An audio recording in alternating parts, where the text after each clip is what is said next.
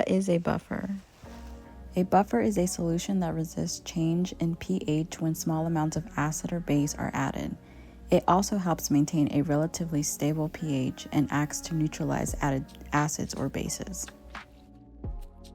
Most buffers are made of a weak acid and its conjugate base, or a weak base and its conjugate acid. This allows the buffer to react with any extra hydrogen or hydroxide ions that enter the solution. When an acid is added, it releases extra hydrogen ions. The conjugate base in the buffer reacts with those ions to form more of the weak acid, which helps prevent a significant decrease in pH. When a base is added, it introduces hydroxide ions that could raise the pH. The weak acid in the buffer reacts with those hydroxide ions to form water and more of the conjugate base, keeping the pH from rising too much. To calibrate the pH meter, we first selected Sensors to open a drop-down menu and selected Calibrate, then selected the box on the side. Once the new screen appears, we selected Calibrate again. We then placed the probe in the pH 7 buffer and entered 7 on the screen and clicked Keep. We repeated the same steps for the pH 4 buffer and checked the pH for our pH 7 buffer to assure that the meter reads correctly.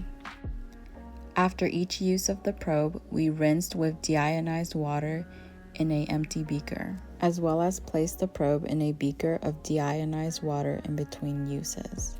And that's how you calibrate a pH meter. The key difference between strong and weak acids comes down to how completely they dissociate or split apart in solution.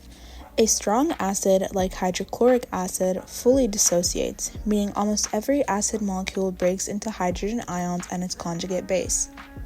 In contrast, a weak acid, like acetic acid, only partially dissociates, so most of its molecules stay intact in solution.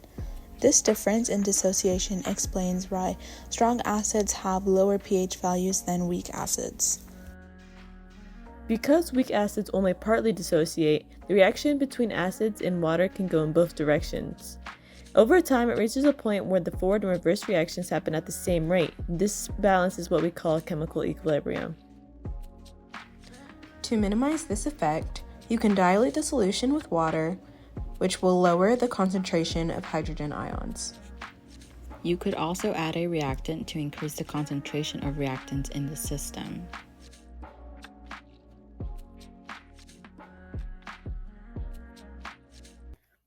This concludes the end of our acid-base lab video.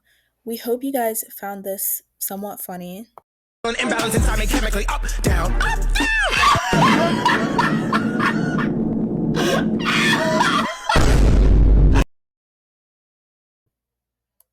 And we'll see you guys in lab.